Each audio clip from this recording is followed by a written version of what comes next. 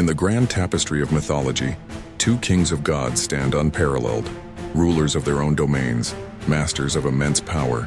From the sun-drenched peaks of Mount Olympus, Zeus, the king of the Greek pantheon, holds his thunderbolt, a symbol of absolute authority over the sky. His rule was born from conflict, leading his siblings in a cataclysmic war against their father, Cronus, and the monstrous Titans. Zeus is the embodiment of raw, untamable power, the fury of the storm-given form, a king who commands respect through sheer might.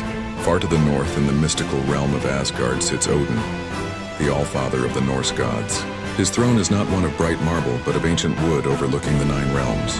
Odin's power isn't just in the spear Gungnir, which never misses its mark, but in his mind. He is the seeker of knowledge, who famously sacrificed an eye for a drink from the well of Mimir, gaining cosmic wisdom. He hung himself from Yggdrasil, the world tree, for 9 days and nights, a sacrifice unto himself, to unlock the secrets of the runes. He is a god of war, but also of poetry, magic, and death.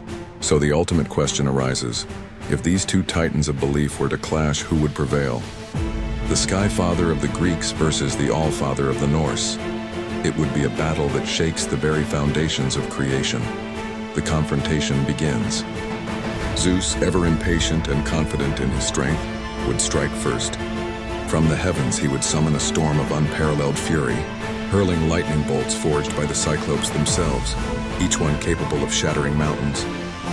His power is direct, overwhelming, a display of divine dominance that has kept gods and mortals in line for eons. But Odin is no simple warrior. He is a master strategist, a god who foresees outcomes. As Zeus's lightning rains down, Odin, flanked by his wolves Geri and Freki, would not meet force with equal force. He would use his wisdom.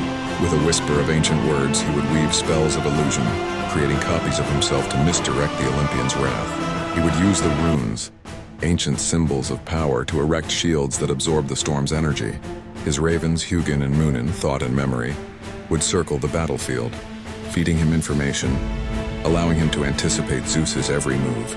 Enraged by this trickery, Zeus would unleash his full might, a cataclysmic explosion of electrical energy to obliterate all deception. The raw power of Olympus would be on full display. Yet Odin's greatest weapon is not his spear, but his understanding of fate and sacrifice. He knows that victory often comes at a cost. He might allow a strike to land, only to ensnare Zeus in a binding spell, a curse woven from the very fabric of fate he so deeply understands. Ultimately, this is not just a battle of strength, but a clash of philosophies. Zeus is the king who rules from the top down, his power absolute and unquestioned. Odin is the wanderer king, who gathers knowledge from the bottom up, his power rooted in sacrifice and cunning. Zeus's might could level the battlefield, but Odin's magic could render that might useless. It is a war between might and mind, between raw power and ancient wisdom.